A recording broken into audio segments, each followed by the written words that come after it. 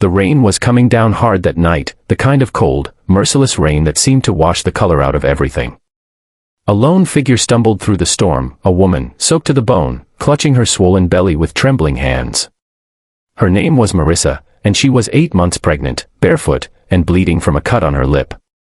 Her clothes were torn, her breath shallow. She had run for miles through back roads and darkness, escaping something, or someone, that had left her more frightened than she'd ever been in her life. She didn't know where she was going. All she knew was that she had to keep moving, that her baby had to live.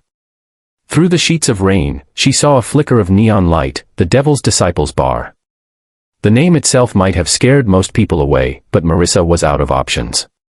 Her knees nearly gave out as she pushed the heavy door open. The bar went silent.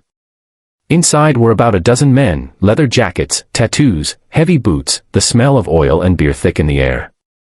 Their eyes turned toward her, confused, curious, guarded. She looked like she'd walked out of another world and into the lion's den. Her hair stuck to her face, her cardigan clung to her body, and her eyes, full of desperation, met those of a large man with a gray beard and arms covered in ink. He stood near the counter, his vest marked with the word President. Marissa's lips quivered. She whispered, "Please. I need help.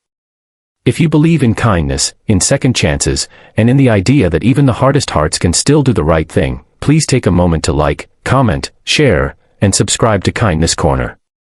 Because this story is one you won't forget." The man she had spoken to was Reed, a biker who had seen more pain than most men could endure. He'd buried his brother, lost his family, and carried guilt that he never talked about. He had been trying to rebuild his club's reputation, to turn it from a name feared on the streets into something that meant loyalty, not chaos. But when Marissa entered that night, shaking and covered in rain, he wasn't thinking about redemption, he was thinking about what kind of trouble was about to walk through his door. Marissa could barely stand. She sank to her knees on the cold tile floor, her hands clasped as if praying. "Please, someone's after me. He said he'd kill me if I left. I just need to make it through tonight." The men exchanged uncertain looks. A few muttered under their breath.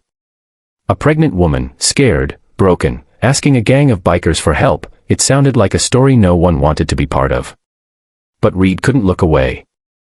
There was something in her eyes, a kind of pain he recognized. He knelt down in front of her and saw the bruises on her wrists. She had been hurt. Badly.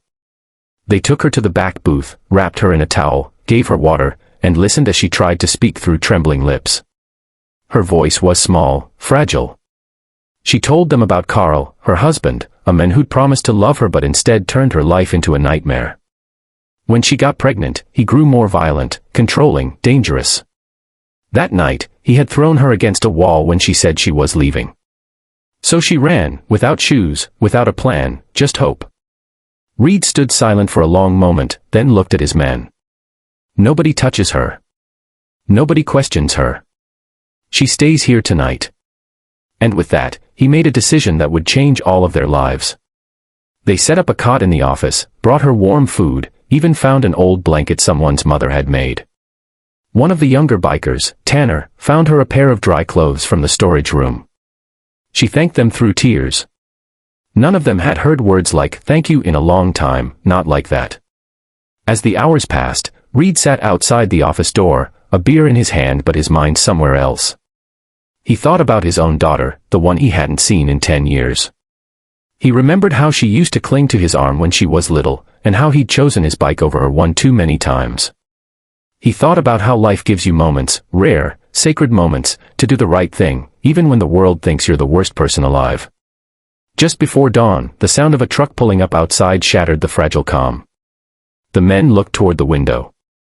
Headlights glared through the rain. Reed stood up slowly.